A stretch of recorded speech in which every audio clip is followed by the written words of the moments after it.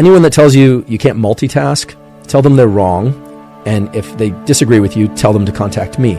Because in old world primates, of which humans are, we are able to do what's called covert attention. You can split your attention into two locations, but of course you can also bring your attention, that is your perception, to one particular location. You can dilate your attention, kind of like making a spotlight more diffuse, or you can make it more concentrated.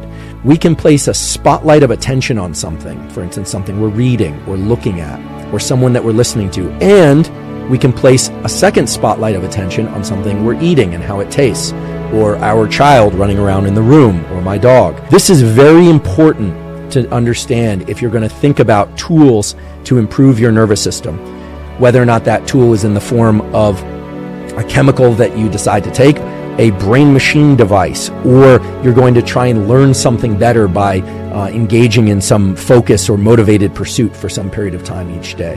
While sensation is not negotiable, you can't change your receptors unless you adopt some new technology. Perception is under the control of your attention.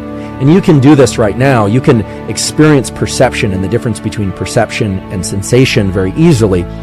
If, for instance, I tell you to pay attention to the contact of your feet, the bottoms of your feet, with whatever surface they happen to be in contact with, the moment you place your what we call the spotlight of attention or the spotlight of perception on your feet, you are now perceiving what was happening there, what was being sensed there. The sensation was happening all along, however. So we have sensation, then we have perception. Perception is our ability to take what we're sensing and focus on it and make sense of it, to explore it, to remember it. So really, perceptions are just whichever sensations we happen to be paying attention to at any moment. Attention is something that is absolutely under your control, in particular when you're rested. And that's because we have something in our nervous system which is sort of like a two-way street. And that two-way street is a communication between the aspects of our nervous system that are reflexive and the aspects of our nervous system that are deliberate. The nervous system can be reflexive in its action, or it can be deliberate. And that's because your nervous system basically wired up to be able to do most things easily without much metabolic demand, without consuming much energy. But the moment you try and do something very specific, you're going to feel a sort of mental friction. If you already know how to walk, you don't think about your walking, you just walk. And that's because the nervous system wants to pass off as much as it can to reflexive action. That's called bottom-up processing. But at any moment, for instance, let's say a car screeches in front of you around the corner and you suddenly pause. You are now moving into deliberate action. You would start looking around in a very deliberate way. If reflexive action tends to be what we call bottom-up, deliberate action and deliberate perceptions and deliberate thoughts are top-down. They require some effort and some focus, but that's the point. You can decide to focus your attention and energy on anything you want.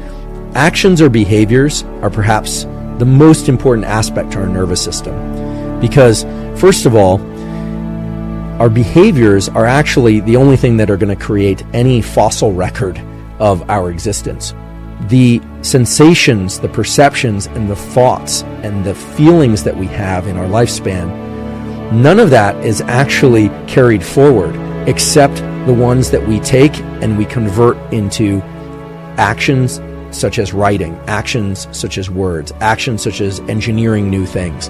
And that in part is why so much of our nervous system is devoted to converting sensation, perceptions, feelings, and thoughts into actions. The other way to think about it is that one of the reasons that our central nervous system, our brain and spinal cord, include this stuff in our skull but also connect so heavily to the body is because most everything that we experience, including our thoughts and feelings, was really designed to either impact our behavior or not.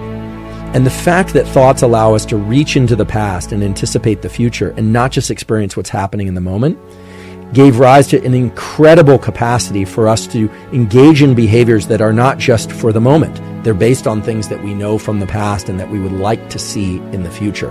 What does it mean for the nervous system to do something deliberately? This, what I call DPO, duration path outcome, type of deliberate function in your brain and nervous system.